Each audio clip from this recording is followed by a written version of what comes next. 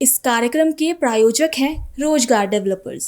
नमस्कार, pulse 24 news देख रहे हैं आप मेरे यानी अक्षता रावत के साथ और वक्त हो चला है उत्तराखंड उत्तर प्रदेश की खबरों का। लेकिन उससे पहले नजर डालते हैं हेडलाइंस पर। सोमेश्वर में कैबिनेट मंत्री रेखा आर्या का मेगा जन मिलन, विकास की बड़ी सौगात। सोमेश्वर के ग्रामीणों को मिली 23 लाख से अधिक योजनाओं की मंजूरी। सरदार पटेल जयंती पर आगरा में विशाल तिरंगा रैली यात्रा। डिप्टी सीएम ब्रजेश पाठक का विपक्ष पर जोरदार हमला। सपा का नारा, खाली प्लॉट हमारा। मसूरी में क्रिसमस न्यू ईयर सेलिब्रेशन की धमाकेदार शुरुआत। पहाड़ों की रानियों के केक मिक्सिंग से छाई रौनक। होटल्स ने बुक किए स्पेशल फेस्टिव पैकेज। सोनभद्र खनन हादसे को लेकर सियासत उछली। कांग्रेस अध्यक्ष अजय राय का सरकार पर सीधा निशाना। पीड़ितों के लिए 50 लाख और नौकरी की मांग। बरेली में विदेशी छात्रों का वीजा फर्जीवाड़ा बेनकाब। एफआरआरओ का नकली प्रमाण पत्र लगाकर वीजा बढ़ाने की कोशिश। नाइजीरियन छात्र गिरफ्तार, साथ ही नामजद।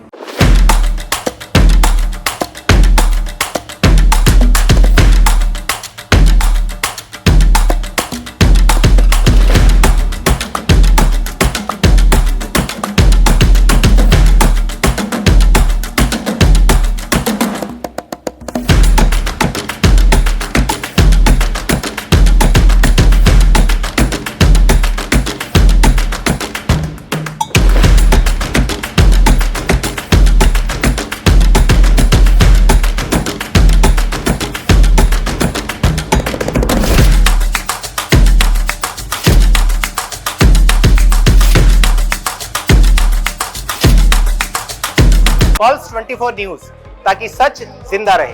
पल्स 24 न्यूज, ताकि सच जिंदा रहे।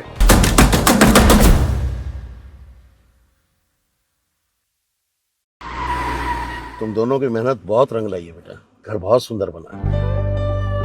ये मेरे पापा का घर। पता है, देख तेरे पापा की नेम प्लेट अपने हाथों से लगाऊंगा।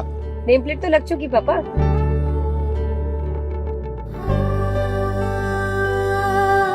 असल मेहनत तो आपने की है पापा, मुझे इस काबिल बनाने के लिए। वो जिंदगी भर किराए के मकान में रहे, लेकिन तो आज ये घर मेरा नहीं, ये है मेरे पापा का घर।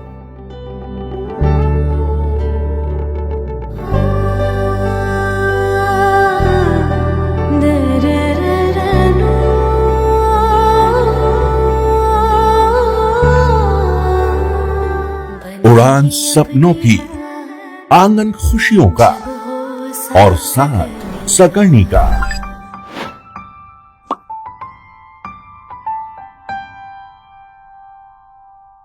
60 वर्षों से आपके साथ मनोरंजन और संस्कार का संगम, जाह्नवी मैगजीन।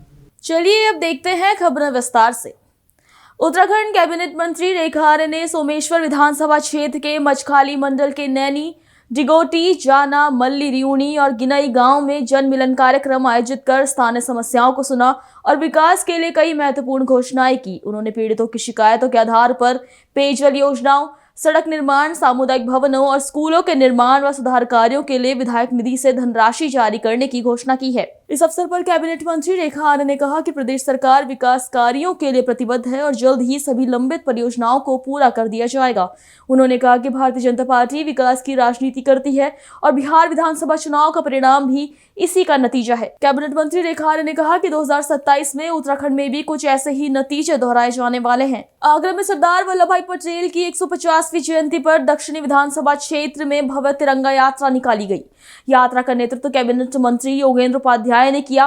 वहीं समापन समारोह में यूपी के डिप्टी सीएम ब्रजेश पाठक शामिल हुए। इस दौरान डिप्टी सीएम ने सपा और कांग्रेस पर करारा हमला बोला। आगरा की दक्षिणी विधानसभा में आज देशभक्ति के रंग में रंगी भव्य तिरंगा यात्रा निकाली गई। सरदार पटेल की 150वीं जयंती को समर्पित इस एकता यात्रा में सैकड़ों लोग हाथों में तिरंगा लेकर जुटे। समापन कार्यक्रम में पहुंचे यूपी के डिप्टी सीएम ब्रजेश पाठक ने विपक्ष पर कड़ा प्रहार किया। उन्होंने कहा कि सपा शासन का नारा था, खाली प्लॉट हमारा है। वहीं बिहार चुनाव के नतीजों को लेकर टिप्पणी करते हुए कहा कि जब से बिहार का रिजल्ट आया है, सपा का पेट मरोड़ रहा है। आज भारतीय जनता पार्टी नेतृत्व ने पूरे देश के पैमाने पर, प्रदेश के पैमाने पर तय किया कि हम हर विधानसभा क्षेत्र में सरदार वल्लभ भाई पटेल जी की 150वीं जयंती के अवसर पर जन जागरण यात्रा हेतु हम रन फॉर यूनिटी का आयोजन करेंगे, जनसभा का आयोजन करेंगे।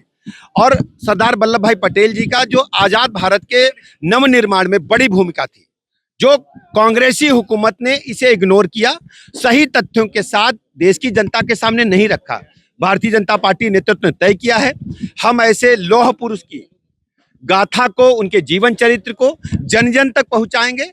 सरदार वल्लभ भाई पटेल जी के योगदान को हम जन जन तक पहुंचाएंगे और भारतीय जनता पार्टी उनके जीवन चरित्र से सीख लेते हुए अपनी सरकार में भी उतारेगी और देश को मजबूती देने के लिए काम करेगी।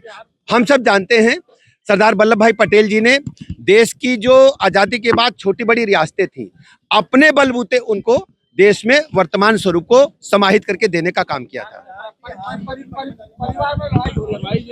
देखिए, ये उनका आंतरिक मामला है, इस पे हमारी तरफ से कुछ कहना उचित नहीं होगा। देखिए, एनडीए ने बिहार में जो प्रचंड बहुमत हासिल किया है, उसके पीछे आदरणीय प्रधानमंत्री नरेंद्र मोदी जी की गरीब कल्याण योजनाएं और नीतीश जी का सुशासन है। जनता जंगल राज से मुक्ति चाहती थी, गरीबी से मुक्ति चाहती थी। आज बिहार रफ्तार पकड़ चुका है, बिहार विकास में तेजी के साथ आगे बढ़ रहा है। सब लोगों ने जाति धर्म संप्रदाय से ऊपर उठकर एनडीए के प्रत्याशियों को, बीजेपी को प्रचंड बहुमत का आशीर्वाद दिया है। देखिए, समाजवादी पार्टी के पेट में तभी से मरूड़ हो रहा जब से रिजल्ट आया है। आप देखेंगे उत्तर प्रदेश में भी गुंडा राज समाजवादी पार्टी का कभी लोग स्वीकार नहीं करेंगे। ये जंगल राज पार्ट 2 लाने वाले लोग हैं और ये उन्हीं के थैली के चट्टे बट्टे हैं। उत्तर प्रदेश के लोग कभी स्वीकार नहीं करेंगे गुंडा राज जंगल राज को। पहाड़ों की रानी मसूरी में क्रिसमस और नए साल की हलचल अब पूरी तरह से शुरू हो गई है। ठंड की दस्तक के साथ ही शहर के प्रमुख होटलों में पारंपरिक केक मिक्सिंग समारोह का दौर चल पड़ा है। ये वही रस्म है जो त्योहारों की खुशियों का आधिकारिक आगाज मानी जाती है और इस साल भी इसका रंग देखते ही बन रहा है। जेपी रेजिडेंसी मैनर में आयोजित वार्षिक केक मिक्सिंग समारोह में मेहमानों, शहर के साहित्यकारों और स्थानीय गणमान्यों ने बढ़ चढ़ कर हिस्सा लिया। कार्यक्रम में जेपी रेजिडेंसी मैनर के रेजिडेंट मैनेजर ने कहा कि क्रिसमस लोगों को जोड़ता है। केक मिक्सिंग सदियों से निभाई जा रही परंपरा है, इसमें शामिल होना अपने आप में एक उत्सव है। उन्होंने कहा कि होटल प्रबंधन ने काफी पुरानी परंपरा को निभाते हुए केक मिक्सिंग का आयोजन किया। उन्होंने कहा कि दिसंबर में क्रिसमस और नए साल के स्वागत के लिए विशेष कार्यक्रम और पैकेज भी तैयार किए जा रहे हैं। तो ये जो केक मिक्सिंग सेरेमनी आप देख रहे हैं, ये एक रेगुलर प्रैक्टिस है जो हर साल हम लोग करते हैं। क्रिसमस आने से लगभग 1 महीना पहले ये की जाती है। तो जितने भी हमारे ड्राई फ्रूट्स हैं जो उस केक की बेकिंग के लिए चाहिए होते हैं, उनको 1 महीना पहले इसमें कुछ स्पाइसेस, कुछ ऑर्गेनिक जूसेस के साथ मैरिनेट किया जाता है और छोड़ा जाता है। उसके बाद जब 1 महीना हो जाता है तो फिर इसको केक के बैटर में मिला के इसको बेक किया जाता है और इससे फिर कुछ variety of bakery items bake करते हैं जो कि हम अपने गेस्ट को सर्व करते हैं क्रिसमस के दौरान। जो क्रिसमस ईव डिनर लगाते हैं और ब्रंच लगाते हैं, उसमें सर्व करा जाता है और बहुत पसंद किया जाता है लोगों को। सर, इसमें जो हमारे ड्राई फ्रूट्स होते हैं तो उसको वाइन में सोक करके रखते हैं। तो इसको जो कंप्लीट तरीके से जो सोकिंग हो जाती है तो उसके लिए एक मिनिमम 1 मंथ का टाइम होता है।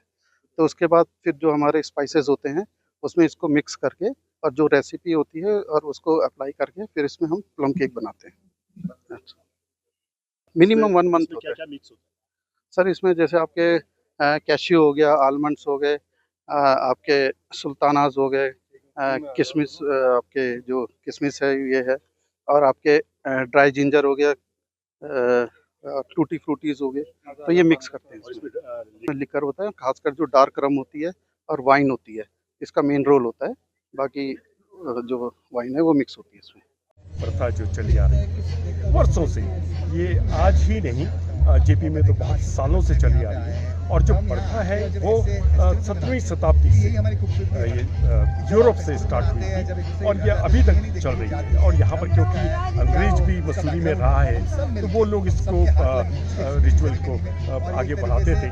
तो इसका एक मेन मकसद क्या होता था कि सभी लोग आने वाले जो क्रिसमस है और नया साल है उसके लिए सारे जितने भी रिश्तेदार हैं, दोस्त हैं, भाई बंद हैं, इकट्ठे होते हैं। बड़े प्यार से वो कई किलो ड्राई फ्रूट्स इकट्ठा होता है, उसमें वाइन डाली जाती है, वोडका डाली जाती है, उसको सब बड़े प्यार से सबके हाथ लगते हैं, सबका प्यार उसमें धुल जाता है। और फिर वो 25 तारीख का इंतज़ार करते हैं क्रिसमस का और नए साल का। उस दिन सब मिलकर इस स्वीट्स को खाते हैं और जो स्वीट से जो प्यार बढ़ता है सब जगह, तो वो पूरे साल हमेशा हमेशा एक दूसरे के दिल में रहता है। तो इससे खूबसूरत रिचुअल मैं नहीं समझता कहीं होती होगी।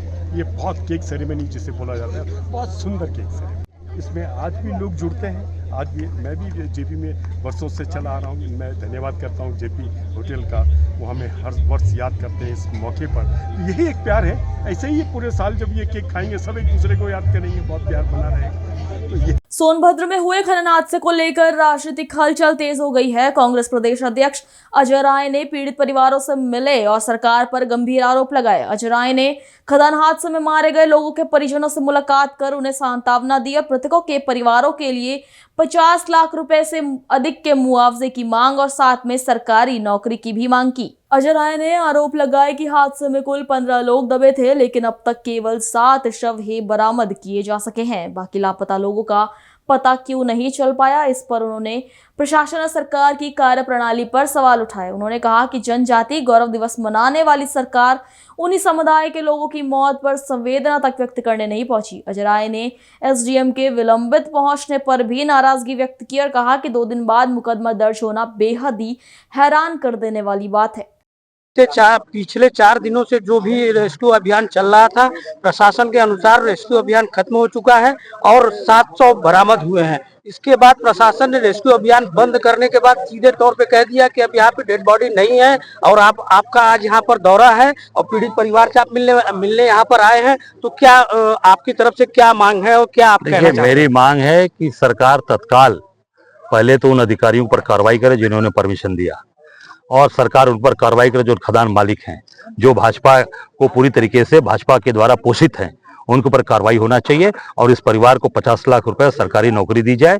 और योगी जी उस दिन आए थे और आए बगल में भगवान बिरसा मुंडा जनजाति गौरव दिवस बनाए और उसी भगवान बिरसा मुंडा के परिवार के इनके परिवार के लोगों के यहाँ संवेदना प्रकट करने भी नहीं आए। इसका मतलब कि केवल वो दिखावा था, मार्केटिंग थी और मार्केटिंग करके चले गए। हमारी मांग है कि तत्काल कठोर कार्रवाई सरकार करे और ये मुख्यमंत्री का अधीन मंत्रालय है, मुख्यमंत्री इसके मंत्री हैं। उसके बाद भ्रष्टाचार हो रहा है, गेरुआ वस्त्र पहनकर भ्रष्टाचार चोरी करा रहे हैं।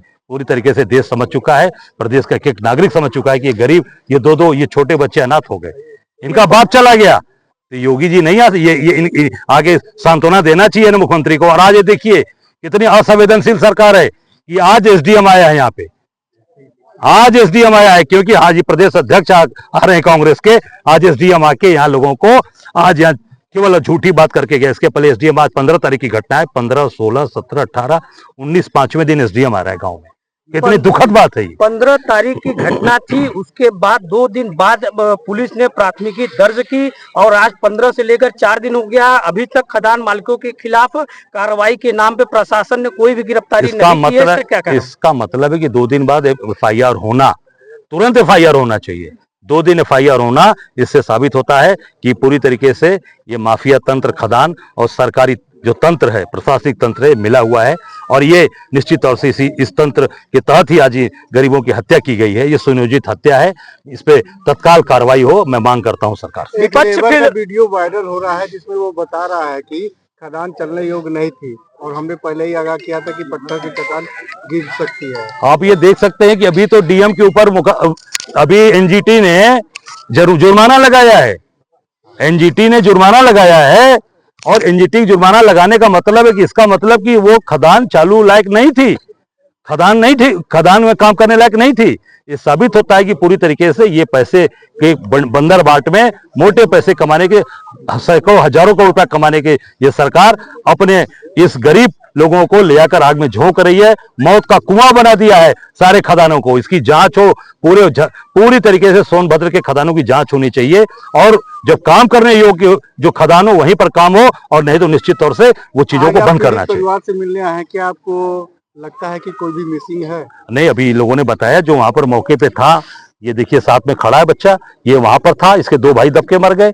बता रहे कि 18 लोग थे, 3 वहां से हटे, 15 लोग वहां पर थे। इसका मतलब कि 15 लोग वहां पर काम कर रहे थे, 15 लोग दबे हैं और केवल 7 लोगों की डेड बॉडी मिली है, 8 लोग अभी मिसिंग। विपक्ष के लोगों को वहां पर जाने से रोका जा रहा था और मीडिया को भी जाने से वहां पर रोका जा रहा था। इससे साबित होता है कि पूरी तरीके से सरकारी वो दबाना चाहते थे, बाहर नहीं आने देना चाहते थे। कितने लोग हैं ये समझ लीजिए कि मीडिया को नहीं जाने देना। क्यों नहीं मीडिया को जाने दे रहे हो? विपक्ष को मत जाने दो, मीडिया को जाने दो, मीडिया को तो ले जाओ। इससे साबित होता है कि पूरी तरीके से उस घटना को दबाने का पूरा प्रयास किया गया। इस मामले को लेकर आपके कांग्रेस पार्टी की तरफ से अब आगे क्या रणनीति? अरे प्रदेश अध्यक्ष आज आए, राहुल गांधी के सिपाही, तो आज इनके गांव में एसडीएम आया है, पनारी गांव में आज एसडीएम आया है। यही देखिए ना आप, यही तो कांग्रेस के आज राहुल गांधी के जो बब्बर शेर आए हैं तो एसडीएम आए, तो एसडीएम नहीं आया। 15 से घटना घटी है। पूरे अगर इस पर न्याय नहीं मिलेगा, पूरे प्रदेश में कांग्रेस पार्टी सड़क उत्तर का आंदोलन करेगी। क्या पीड़ित परिवारों को केवल मुआवजे से उनका जीवन चल जाएगा? नहीं, मैंने कहा मुआवजा और एक सरकारी नौकरी की मांग मेरी।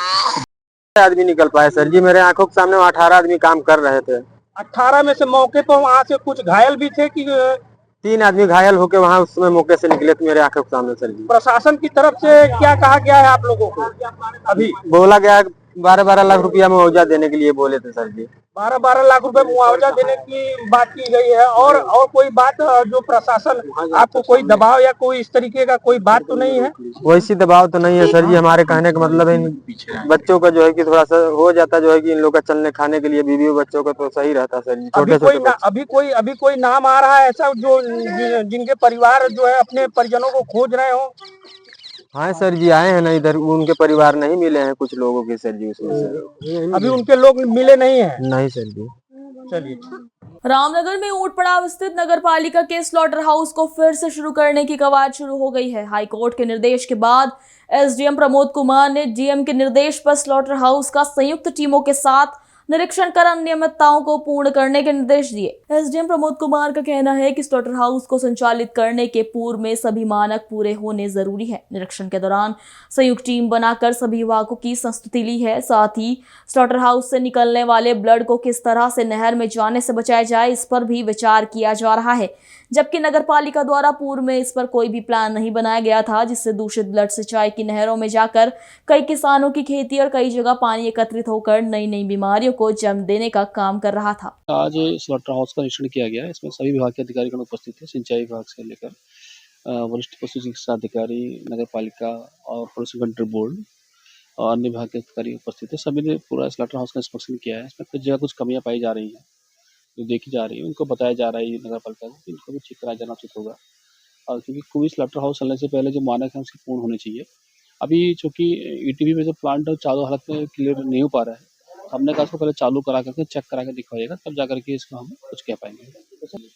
देखिए अभी तो इसमें जांच रिपोर्ट हम लोग तैयार कर रहे हैं। अभी जांच रिपोर्ट इसको तैयार होकर डीएम साहब को भेजी जाएगी, क्योंकि यहाँ पर एक ऐसा क्षेत्र है जहाँ से पहले से बहुत सारी शिकायतें प्राप्त होती रही कि यहाँ पर नहर के माध्यम से जो ब्लडिंग नहर के माध्यम से खेतों में जा रही थी। आसपास स्कूल भी है, मदरसे भी हैं, आवासीय भवन भी है, तो सारी चीज़ें इसमें कंसिडर कर रहे हैं हम लोग इसमें। उसके बाद जांच रिपोर्ट तैयार कर भेज दी जाएगी।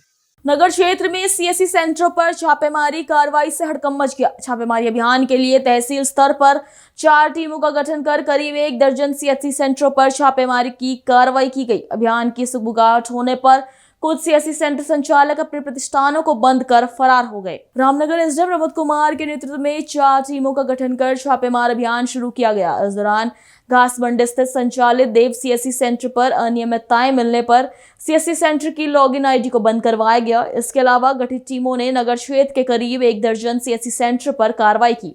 यहाँ गुलर घाटी क्षेत्र में एक सीएससी सेंटर पर गंभीर अनियमितताएं एवं कुछ संदिग्ध दस्तावेज मिलने पर उक्त सीएससी सेंटर को सील करने की भी कार्रवाई की गई। देखिए, जिलाधिकारी महोदय के निर्देश पर अब आज तहसील की तरफ से 4 टीम बनाई गई थी और 4 टीमों के द्वारा डिफरेंट लोकेशंस पर जाकर के इसका इंस्पेक्शन किया गया है। 8 से 10 सीएससी सेंटर्स का इंस्पेक्शन किया गया, जिसमें 2 सीएससी सेंटर्स ऐसे पाए गए जहाँ पर घोर अनियमितता पाई गई। इसमें एक सीएससी सेंटर को सील किया गया है। यहाँ पर काफ़ी भारी मात्रा में कुछ आधार कार्ड ही पाए गए हैं। वो आधार कार्ड किसके हैं, किस प्रकार से रखे गए हैं, इनकी भी जाँच की जा रही है। सारी फर्द बनाई गई है। इसके अलावा एक सीएससी सेंटर इस प्रकार से पाया गया कि जो कि सीएससी सेंटर तो उसका लाइसेंस स्वीकृत नहीं था, लेकिन बाहर उसमें बोर्ड लगा करके सीएससी सेंटर से उससे काम किया जाना बताया जा रहा है। सारे प्रकरणों पर गंभीर तरह से जांच की जा रही है, क्योंकि ऐसे कई प्रकरण प्रकाश में आए हैं कि सीएससी सेंटर के माध्यम से आजकल गलत तरीके से दस्तावेज बनाए जा रहे हैं, फर्जी दस्तावेज बना दिए जा रहे हैं। इस कार्रवाई के मद्देनजर ये कार्रवाई इसी के मद्देनजर की जा रही है। बरेली में फर्जी FRRO प्रमाण पत्र लगाकर वीजा नवीनीकरण कराने की कोशिश करने वाला नाइजीरिया का छात्र गिरफ्तार कर लिया गया है। थाना बारादारी पुलिस ने कार्रवाई करते हुए आरोपी यूसुफ बाला मुस्तफा को पकड़ा है, जबकि उसके साथ ही दक्षिणी सूडान निवासी अयूब अली को भी मामले में नामजद किया गया है। दोनों पर फर्जी दस्तावेजों का उपयोग कर वीजा अवधि बढ़ाने का गंभीर आरोप है। मामला तब सामने आया जब पता चला कि यूसुफ बाला मुस्तफा ने संस्थान बदलने के बाद ना तो FRRO अमृतसर को सूचना दी और ना ही नया अनुमोदन पत्र लिया।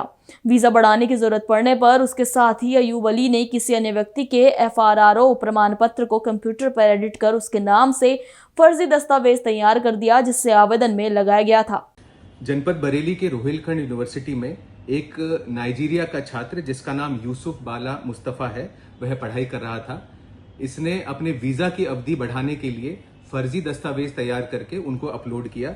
इस प्रकरण में मुकदमा संख्या 1382/25 यह दर्ज किया गया है, जिसके सेक्शंस इस प्रकार हैं: 318(4), 338, 336(3), 340(2) व 61(2) अंतर्गत BNS यह मुकदमा पंजीकृत किया गया है। इसमें 2 नामित अभियुक्त हैं, उनमें से एक यूसुफ बाला मुस्तफा है और दूसरे का नाम अयूब अली है, जो कि मूलतः सूडान का रहने वाला है और वर्तमान में पंजाब की एक यूनिवर्सिटी में छात्र है।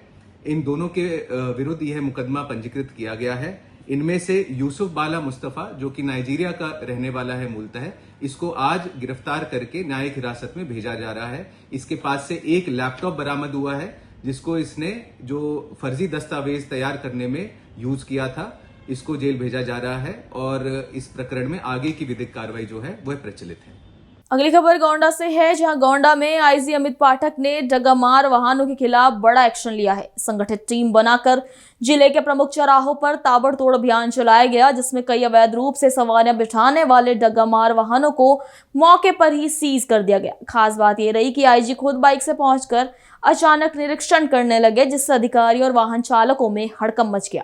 बताया जा रहा है कि ये वाहन न सिर्फ अवैध रूप से सवारियां ढो रहे थे, बल्कि सड़क पर अतिक्रमण कर यातायात जाम जैसी गंभीर स्थिति भी पैदा कर रहे थे। इसी को देखते हुए आईजी ने VIP कल्चर पर शिकंजा कसते हुए साफ संदेश दिया कि कानून सबके लिए बराबर है। गुरु नानक चौकी गोंडा में लगातार अवैध गाड़ियों के द्वारा सड़क पे खड़े होकर के सवारी भरने की शिकायत प्राप्त हो रही थी, जिसमें ये एक अवैध टैक्सी स्टैंड गुरु नानक चौक पर 4 पहिया छोटी गाड़ियों व डग्गामार प्राइवेट बसों द्वारा यहाँ पर बना करके जाम की शिकायत और साथ ही साथ सवारी बैठाना, जिससे रोडवेज को भी राजस्व की हानि हो रही थी। इसकी शिकायत प्राप्त होने पर रेंज पुलिस द्वारा यहाँ पर रोडवेज के सभी वरिष्ठ अधिकारियों के साथ आज यहाँ पर छापा मारा गया। इसमें 10 गाड़ियाँ हम लोगों ने पकड़ी हैं, जिनके खिलाफ हम लोग कार्रवाई कर रहे हैं। इन 10 गाड़ियों में 2 बसें हैं और 8 छोटी गाड़ियां हैं, जिसमें अर्टिगा, वैगन आर इस टाइप की गाड़ियां हैं। 8 छोटी गाड़ी और 2 बड़ी बसें हैं। इन गाड़ियों के खिलाफ कार्रवाई की जा रही है। साथ ही साथ चौकी पर जो कर्मचारी जिनकी लापरवाही से ये हो रहा था, उनके खिलाफ भी आज कार्रवाई की शुरुआत की जा रही है। हापुड़ के थाना पिलखुआ पुलिस ने 15 वर्षीय किशोर हिमांशु की हत्या का सनसनीखेज मामला सुलझा लिया है। पुलिस ने जघन्य वारदात को अंजाम देने वाले दोनों आरोपियों सचिन और पुष्पेंद्र को गिरफ्तार कर लिया है। किशोर का शव गाजियाबाद जिले के भोजपुर थाना क्षेत्र के नाहल गांव के ईख के खेत से बरामद किया गया, जहां आरोपियों ने उसकी बर्बरता पूर्वक हत्या कर शव को छिपा दिया था। 17 नवंबर की दोपहर सचिन और पुष्पेंद्र खुल की बोरी लेने के बहाने हिमांशु को बाइक पर अपने साथ ले गए थे, लेकिन जब वो घर वापस नहीं लौटा तो परिजनों ने गुमशुदगी और नामजद रिपोर्ट दर्ज कराने पर पुलिस ने दोनों को हिरासत में लिया। पूछताछ में आरोपियों ने पूरे अपराध का खुलासा करते हुए बताया कि उन्होंने हिमांशु का ईंटों से चेहरा कुचलकर हत्या की और शव ईख के खेत में फेंक दिया। अपर पुलिस अधीक्षक विनीत भटनागर के अनुसार सचिन ने बताया कि हिमांशु ने करीब 5 से 6 महीने पहले उसकी भतीजी से छेड़छाड़ की थी और उसी का बदला लेने के लिए यह हत्या की गई। देखिए, ये थाना भोजपुर जनपद गाजियाबाद में ग्राम कनकपुर है, वहाँ का ही रहने वाला ये व्यक्ति था। उसने एक रिपोर्ट लिखाई थाना पिलखुआ पर कि उसके भतीजे के जो भतीजा हिमांशु है, वो उसके एक दूसरे रिश्तेदार के यहाँ पे जितेंद्र नाम के व्यक्ति के यहाँ पर कार्य करता है दतेड़ी में, और उसके कुछ 2 साथी हैं उसको खल लेने के लिए बिठा करके मोटरसाइकिल पर ले गए थे और तब से वो मिल नहीं रहा है। पुलिस ने तुरंत इसकी गंभीरता को समझते हुए अभियोग पंजीकृत किया। कल रात में ही, आज रात में ही बल्कि जो भी बीती रात है, उसमें अभियोग पंजीकृत किया और तुरंत ही तलाश शुरू करी। तो उस तलाश में दोनों व्यक्ति जो इसको बुला करके ले गए थे, ये दोनों मिल गए और उनसे जब सख्ती से पूछताछ करी, जानकारी करी, तो उन्होंने बताया कि उन्होंने एक पुरानी एक रंजिश के चलते हिमांशु नामक ये जो इनका साथी था, इसको मार दिया है और उन्होंने जाकर के अपनी निशानदेही पे लाश बरामद करवाई और जिस वस्तु से जो ईंट थी, ईंट से मार के इसका सर फोड़ा था और इसके ऊपर वार किए थे, उसको बरामद करवाया। इसके कपड़ों को जो जला दिया था ले जा करके, उनको बरामद कराया। इस प्रकार इस ब्लाइंड केस का पटाक्षेप हुआ है पूरी तरह से। और ये घटना 17 तारीख की है, लेकिन 17 तारीख में उन्होंने सोचा कि इधर उधर कहीं चला गया होगा और नहीं आया और उन्होंने पहले भोजपुर थाने पे गए। भोजपुर थाने में अभियोग नहीं पंजीकृत किया गया। इस बीच में एक सीसीटीवी भी हमको फुटेज मिली जिसमें पता चला कि ये जितेंद्र के यहाँ से दतेड़ी से लेकर के जा रहे हैं। तो पुलिस ने उसी लीड पर काम करते हुए 5-6 घंटे के भीतर भीतर इस घटना का पूरी तरह से अनावरण खुलासा किया है। तो सर हत्या की वजह क्या रही जिससे इन्होंने? देखिए, जो हत्या की वजह इनसे पूछताछ में जानकारी में आई है, कुछ 5-6 महीने पहले इसमें से एक सचिन नाम का जो इसका साथी है, उसकी एक छोटी भतीजी है, उसके साथ में इनका कहना है कि इसने कुछ जो है आपत्तिजनक हरकत की थी। तब से मृतक ने, जिसका कि लोगों ने फैसला करा दिया था, बदनामी के डर से इसको बाहर नहीं ले गए थे बात को, लेकिन ये अपने मन में रखे हुए था उस बात को और इस मौके की तलाश में था कि कब इसको ले जा करके इसके साथ घटना कारित कर दे। उसी क्रम में उसी बदला लेने के लिए इसने घटना कारित करी है, ऐसा इनसे प्रारंभिक पूछताछ में पता चला है। लेकिन अभी बहुत अर्ली है ये सारी बातें कहना। हम इसके अंदर और गहराई से भी तस्दीक करेंगे और इसके जो है खुलासा जो हो चुका है, इसमें यदि कोई और एंगल है तो उसको भी प्रकाश डालेंगे। भोजपुर से लड़का जो भोजपुर का है, क्या जो इसके परिजन है, इन्होंने थाना भोजपुर पुलिस को सूचना करी थी, क्या कार्रवाई करी? नहीं, इन्होंने जो FIR लिखाई है हमारे यहाँ, उसमें तो उन्होंने लिखा कि ना इन्होंने 112 पर, क्योंकि ये 17 तारीख की बात है, बीच में 18 तारीख केवल दिन गया है। इसका पिता जो है वो स्वयं बहुत इसका ध्यान नहीं रख पाता था मृतक का, उसकी कुछ बीमारी थी, कुछ और समस्याएं थी उसको, तो उसने अपने भतीजे के इसको छोड़ दिया। तो उनको यही लगा कि शायद यहीं पर रह रहा होगा। लेकिन ये बात आई है कि वो भोजपुर थाने पर गए थे और चूंकि बिल्कुल बॉर्डर का मैटर है और बाद में फिर वो CCTV फुटेज मिली तो पता लगा बिल्कुल बॉर्डर पे जो जितेंद्र की दुकान है दतेड़ी में, वहां से इसको लेकर के गए। 6 महीने का ही। अब हो सकता है इन्होंने कुछ इसके पीछे कुछ शराब वगैरह पी हो, इनके मन में ये भावना आ गई। ये भावना तो शुरू से थी इसके मन में, जैसा कि इसने बताया है, लेकिन अवसर नहीं मिल पाया होगा। कोई बहुत ज्यादा पुरानी बात नहीं है और इसके मन में इसका कहना है कि ये ग्रंथि इसने पाल रखी थी। बाकी जैसा कि मैंने आपको बताया कि हम इसकी गहराई से और पड़ताल करेंगे। काफी अर्ली है सारी बातों का नतीजे में पहुंचना, लेकिन जो इसने पूछताछ में बताया है वही हमको इसकी मृत्यु का मोटिव लग रहा है। इस पूरे प्रकरण में नहीं, देखिए ना, उसको ले जा करके तुरंत ही मार दिया है। बाकी किसकी क्या रोल है, अगर कुछ ऐसी बातें आती है तो हम इस बारे में पत्राचार भी करेंगे। अभी तक प्रथम दृष्टया ऐसी कोई बात नहीं। ये बात सही है कि पिलखुआ पुलिस ने इसमें तुरंत तेजी से त्वरित कार्रवाई करते हुए इसका अनावरण कर दिया, खुलासा कर दिया। अब लेकिन दूसरे थाने में वो गए थे कि नहीं गए थे, इस बारे में मैं नहीं बता सकता। हापुड़ के पिलखुआ कोतवाली क्षेत्र के गांव खेड़ा में MBBS के छात्र का गोली लगा शव कमरे में मिलने से सनसनी फैल गई। मृतक की पहचान विक्रांत राघव के रूप में हुई। सुबह जब छात्र का कमरा काफी देर तक नहीं खुला तो परिजनों ने दरवाजा खोला, जहां विक्रांत का शव जमीन पर पड़ा था। सूचना पर पहुंची पुलिस ने मौके से एक देसी तमंचा बरामद किया है, जिसके आधार पर शुरुआती तौर पर आत्महत्या की आशंका जताई जा रही है। हालांकि मामले की गंभीरता को देखते हुए पुलिस हत्या और आत्महत्या दोनों पहलुओं पर जांच कर रही है। फॉरेंसिक टीम को भी मौके पर बुलाया गया है। पुलिस अधिकारियों के अनुसार कमरे की स्थिति, वीडियो फुटेज, फॉरेंसिक रिपोर्ट और परिजनों के बयान के आधार पर ही आगे की कार्रवाई की जाएगी। घटना से पूरे क्षेत्र में हड़कंप मचा हुआ है और परिजन गहरे सदमे में है। सर, एक घटना हुई आज, गोली मारकर आत्महत्या करी, क्या है पूरा मामला सर बताएंगे इसमें? देखिए, ये गांव खेड़ा है, थाना पिलखुआ का। अभी थोड़ी देर पहले हम लोगों को सूचना मिली कि यहाँ पर रहने वाले निक्की उर्फ विक्रांत राघव नाम के एक युवक ने, जिसकी उम्र लगभग 24 साल है, अपने एक देसी तमंचे से गोली मारकर आत्महत्या कर ली है। इस सूचना पर हम लोग यहाँ पर आए और हमारी जो फील्ड यूनिट है, हमारी वैज्ञानिक यूनिट, वो भी आकर के साक्ष्य संकलन कर रही है।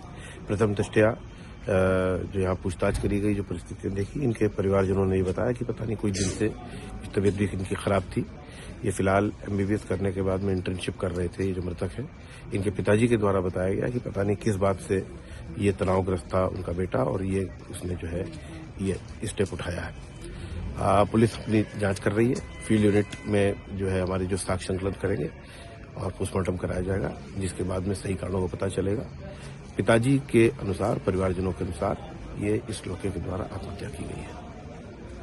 अगली खबर हरिद्वार से है, जहां आपको बताते चले कि उत्तराखंड के हरिद्वार जिले में आबकारी विभाग के एक अधिकारी का बयान इन दिनों चर्चा का विषय बना हुआ है।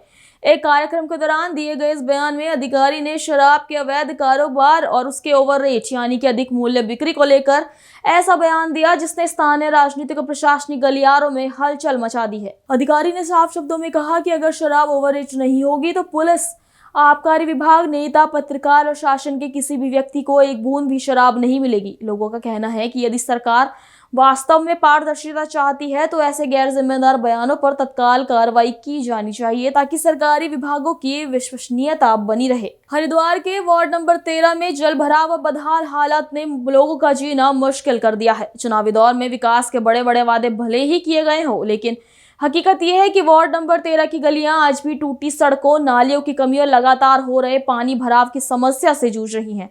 बारिश हो या पाइपलाइन लीकेज हो, गंदा पानी जमा होने से स्थानीय लोगों में डेंगू, मलेरिया और फंगल इन्फेक्शन जैसी बीमारियों का खतरा लगातार बढ़ता जा रहा है। वार्ड 13 के निवासियों का कहना है कि कई बार शिकायत करने के बाद भी शिवालिक नगर पालिका प्रशासन की नजर यहां कभी नहीं पड़ती। गंदे पानी में से होकर रोजाना गुजरना पड़ता है और बच्चों और बुजुर्गों के लिए सबसे बड़ा परेशानी बना हुआ है। लोगों ने मांग की है कि क्षेत्र में नालियों की सफाई, सड़क की मरम्मत और जल निकासी की स्थायी व्यवस्था तुरंत की जाए ताकि वार्ड नंबर 13 की जनता को सालों से चली आ रही समस्या से राहत मिल सके। अभी के लिए इतना ही। देश दुनिया की तमाम बड़ी खबरों के लिए बने रहिए Pulse24 न्यूज के साथ। तब तक के लिए नमस्कार। इस कार्यक्रम के प्रायोजक थे रोजगार डेवलपर्स।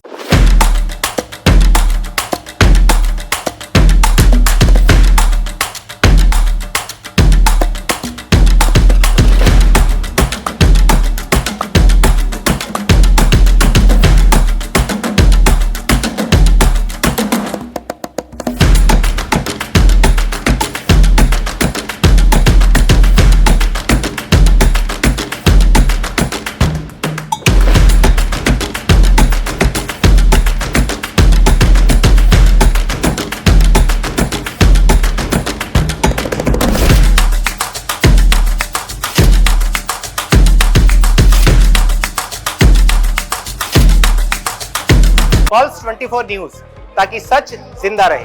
पल्स 24 न्यूज, ताकि सच जिंदा रहे।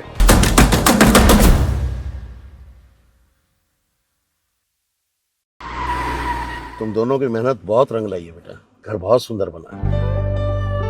ये मेरे पापा का घर। पता है, देख तेरे पापा की नेम प्लेट अपने हाथों से लगाऊंगा। नेम प्लेट तो लग चुकी पापा।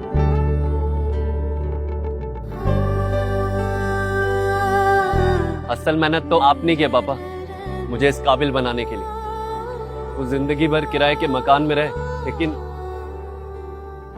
आज ये घर मेरा नहीं, ये है मेरे पापा का घर।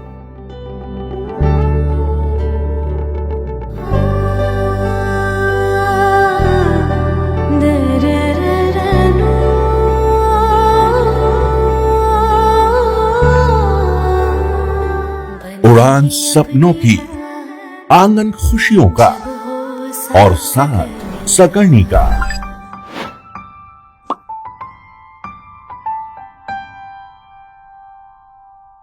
60 वर्षों से आपके साथ मनोरंजन और संस्कार का संगम, जाह्नवी मैगजीन।